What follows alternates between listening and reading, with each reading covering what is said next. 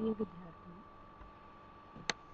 एक सामान्य सा प्रश्न आता है कि आधुनिकीकरण और पाश्चात्यकरण क्या ये दोनों एक हैं? ये जो प्रश्न है ये हमारे दिमाग में प्रारंभ से ही आता है जब हम कंपैरेटिव पॉलिटिक्स के बारे में पढ़ते हैं या मॉडर्न पॉलिटिकल थ्योरी के बारे में पढ़ते हैं या सिंपल हम राजनीतिक विज्ञान के मूलाधारों की बात करते हैं तब भी। तो आज हम इस बात पर चर्चा करेंगे कि आधुनिकीकरण और पाश्चात्यकरण क्या ये दोनों एक हैं या ये कितने अलग हैं। देखो बच्चों, यदि हम अतीत में झांक कर देखते हैं तो हमें पता चलता है कि यूरोप, अमेरिका आदि देशों में भौतिक विज्ञान के क्षेत्र में तीव्र प्रगति हुई है। विभिन्न वैज्ञानिक आविष्कारों के बदौलत चिकित्सा, व्यापार, परिवहन, शिक्षा आदि के क्षेत्र में बहुत सारी प्रगति हुई है, हम सभी जानते हैं। और इस प्रगति के कारण पाश्चात्य देशों का विश्व के सभी देशों के ऊपर काफ़ी प्रभुत्व स्थापित हो गया है। भारत में भी अमेरिका, यूरोप आदि देशों के विकास का लोहा माना गया है और ये माना जाता है कि ये हमारे से बहुत अधिक आधुनिक हैं और उन्हें आदर्श माना गया है और आदर्श मान करके उनका अनुकरण किया जाने लगा है। भारत में इन देशों की बढ़ती प्रतिष्ठा के कारण पाश्चात्य सभ्यता और संस्कृति को अपनाने की एक होड़ सी पैदा हो गई है। भारत के साथ अन्य देशों में भी पाश्चात्यकरण की बहार सी आ गई है। इसके साथ ही विकसित हुए प्रत्येक जो खोज है उसको भी, प्रचलन को भी पाश्चात्यकरण का पर्याय रूप माना जाने लगा है और धीरे धीरे ये माना जाने लगा है कि आधुनिकीकरण और पाश्चात्यकरण को एक ही मान लिया गया है। लेकिन जब लोगों के सामने पाश्चात्यकरण के दोष सामने आने लगे तो आधुनिकता में भी पाश्चात्यकरण का प्रभाव ढूंढने लगे। इस स्थिति को दूर करने के लिए विचारकों को इस तथ्य के साथ सामने आना पड़ा कि आधुनिकीकरण और पाश्चात्यकरण ये दोनों एक नहीं है, अपितु ये एक दूसरे से भिन्न है। और इस भिन्नता को समझने के लिए हम कुछ गहराई से अध्ययन करेंगे, जैसे कि जब मनुष्य अपने परंपरागत विचारों, कार्यों, पद्धतियों और जीवन शैली को प्रभावी, समयानुसार और अर्थपूर्ण बनाने के लिए जब उसमें अपने नए विचार, सोच और तकनीक का समावेश करने लगता है तो यह प्रक्रिया क्या रूप ले लेती? आधुनिकीकरण का रूप ले लेती है। समझ रहे हो मेरी बात को कि आधुनिकीकरण किसे कहा जाता है? जब मनुष्य अपने परंपरागत विचार हैं, कार्य हैं, पद्धतियां हैं, जीवन शैली को बदल लेता है, मतलब तो उसकी सोच में परिवर्तन आ जाता है, ना कि उसके कपड़ों में परिवर्तन आता है, ना कि उसके रहन सहन में, बल्कि जब उसकी सोच में, उसकी तकनीक में, तो वह प्रक्रिया आधुनिकीकरण कहलाती है। जबकि पाश्चात्यकरण का अर्थ पश्चिमी गोलार्ध में स्थित देश, मुख्य रूप से फ्रांस, ब्रिटेन, जर्मनी, इटली तथा अमेरिका से लगाया जाता है। क्यों लगाया जाता है? क्योंकि इन देशों ने ही भूतकाल में वैज्ञानिक, आर्थिक, सामाजिक और राजनीतिक आदि क्षेत्रों में बहुत अधिक प्रगति की थी, जिसके कारण विश्व में इनकी अपनी एक प्रेस्टीज, अपनी एक धाक, अपनी एक प्रतिष्ठा स्थापित हो गई। और इस सफलता और विकास से प्रभावित होकर बाकी देश भी इन देशों की सभ्यता और संस्कृति को अपनाने लगे। वो ये नहीं देखते थे कि इसमें क्या चीज़ हमारे देश के लिए सही है और क्या चीज़ नहीं है, सिर्फ एक कॉपी करने की बात हो गई थी। इन देशों की वैज्ञानिक सोच एवं पद्धति को अपनाने के साथ इनकी रहन सहन, वेशभूषा और खान पान तथा दिनचर्या को भी अपनाने लगे। तो हम ये कह सकते हैं कि पश्चिमी देशों की सभ्यता और संस्कृति का अनुकरण और उसे आत्मसात करने की प्रक्रिया ही पाश्चात्यकरण कहलाती है। तो दोनों चीज़ों में आपको डिफरेंस समझ में आ गया, आधुनिक क्या होते हैं और पाश्चात्यकरण क्या होता है। तो पश्चिमी देशों की जो सभ्यता और संस्कृति को अनुसरण करना और उन्हें आत्मसात करने की प्रक्रिया ही पाश्चात्यकरण है।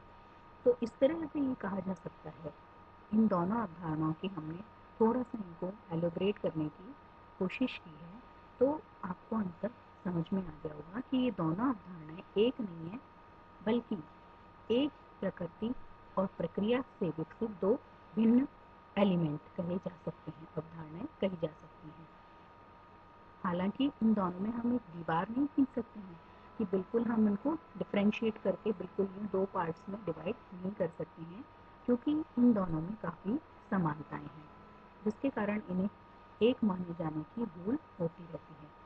किंतु यदि हम बारीकी से देखें तो इनके मध्य हमें बहुत सारी विषमताएं, असमानताएं भी दिखाई देती हैं।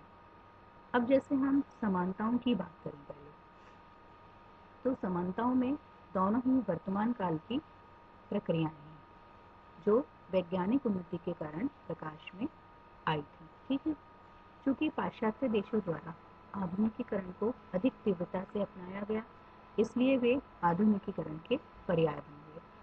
क्यों? क्योंकि वहाँ पर सबसे पहली बात तो जनसंख्या कम थी, उनके पास आधुनिक साधन थे और एजुकेशन लेवल उनका हाई था। दूसरी बात आती है आधुनिकीकरण की आधुनिक अवधारणा का विकास पश्चिमी जगत से ही हुआ था, इसलिए भी पश्चिमीकरण को आधुनिकीकरण मान लिया जाता है। यहाँ हम फिर समानताओं की चर्चा करी, अब हम इनमें विषमताओं या असमानताओं की बात करते हैं, इनइक्वलिटी की बात करते हैं। तो सबसे पहले हम बात करते हैं आधुनिकीकरण। आधुनिक समय की जो अवधारणा पर आधारित होने के कारण ये काल तत्व है, टाइम पीरियड है, वो उसका आधार है। दूसरी बात आती है कि आधुनिकीकरण प्रकृति के परिवर्तनशीलता से ऊर्जा प्राप्त करता है। आधुनिकीकरण की उत्पत्ति किसी भी देश में होने वाले नवाचार से ही संभव हो पाती है। आधुनिकीकरण में सदा नई प्रक्रिया का समावेश रहता है। आधुनिकीकरण अपनाने की प्रक्रिया देश को गौरवान्वित करती है। दूसरी बात आती है पाश्चात्यकरण की। पाश्चात्यकरण की बात हम जहाँ तक करते हैं कि ये एक पश्चिमी देशों से संबंधित अवधारणा है, जिसमें स्थान प्रमुख तत्व होता है, और जबकि इसमें क्या प्रमुख तत्व था? काल तत्व था, मतलब टाइम पीरियड था, समय था। दूसरी बात आती है कि पाश्चात्यकरण अपनाने की ऊर्जा पश्चिमी देशों की भौतिक देशों की मौलिक वैज्ञानिक सफलताओं से प्राप्त होती है। तीसरा आता है कि पाश्चात्यकरण पश्चिमी सभ्यता, संस्कृति, जीवन शैली को अपनाकर ही संभव हो पाती है। पाश्चात्यकरण एक रूढ़ भाव है जो पुरातन भी हो सकता है, और ऐसा आवश्यक नहीं है कि जो पाश्चात्यकरण अपनाने वाले देश हैं वो हमेशा ही सुपर रहें, वो कभी कभी हीनता का अनुभव भी कर सकते हैं। तो यहाँ आपको ये समझ लेना चाहिए कि जैसे कि अपन देश से ना लगाएं, किसी फैमिली से लगाएं कि भाई वो वैसे तो मॉडर्न बनने की प्रयास करता है। जैसे आप देखेंगे कि भाई जैसे छोटे कपड़े पहनना है, या देर रात तक जगना है, या मूवीज जाना है, या फैशन करना है, तो ऐसा नहीं है कि वो मॉडर्न होंगे, वो आधुनिक होंगे, क्योंकि जो टेक्निक्स हैं, जो बेसिक जो नेचर है उसमें तो परिवर्तन नहीं है, लेकिन उन्होंने एक अंधानुकरण किया। तो वो जरूरी नहीं कि हमेशा वो अच्छा ही हो। अंधानुकरण वो कई बार आपको डिग्रेड भी करवा सकता है, रिग्रेड भी करवा सकता है, आपको हीनता का अनुभव भी करवा सकता है। वही देश के साथ ही ये बात है। तो ये इसमें कहने की तात्पर्य यह है कि जरूरी नहीं है कि हर देश पश्चिमी का पूरा अंधानुकरण करके अपने आप को मॉडर्न स्टैंड में रख सकता है, आधुनिकीकरण वाली कंसेप्ट में रख सकता है, बल्कि इसके लिए उसे अपनी जो काल है, परिस्थितियां हैं, जो उसके पास साधन है, उनको मॉडरेट करने की आवश्यकता है। समझ रहे? तो इसीलिए निष्कर्ष रूप में कहा जा सकता है कि आधुनिकीकरण और पाश्चात्यकरण को एक मान लेना एक तरह की भूल होगी, क्योंकि इसके कई प्रतिकूल प्रभाव उत्पन्न होते हैं। जैसे एक सिंपल सी बात है कि असत्य को सत्य समझ लेने से विपत्ति की आशंका उत्पन्न होती है। उसी प्रकार का प्रभाव यहाँ भी पड़ता है, और हम गहराई से यदि विचार करें तो स्पष्ट होता है कि आधुनिकीकरण एवं पाश्चात्यकरण दो भिन्न बातें हैं जो अपनी समानताओं के कारण अभिन्न प्रतीत होती हैं, किंतु अनेक आधारों पर ये सिद्ध हो चुका है कि ये दोनों एक नहीं अपितु अलग अलग हैं। आधुनिकीकरण एक व्यापक, शाश्वत और प्रकृति में निरंतर घटित होने वाली प्रक्रिया है, जबकि पाश्चात्यकरण एक क्षेत्र विशेष, सीमित और संकुचित सभ्यता का ही एक रूप कही जा सकती है। तो दोनों में फिर अंतर आ गया क्लियरली कि आधुनिकीकरण क्या है, एक व्यापक है, शाश्वत है और प्रकृति में निरंतर घटित होने वाली प्रक्रिया है, जबकि पाश्चात्यकरण क्या होता है, एक क्षेत्र विशेष, सीमित और संकुचित सभ्यता का ही रूप है।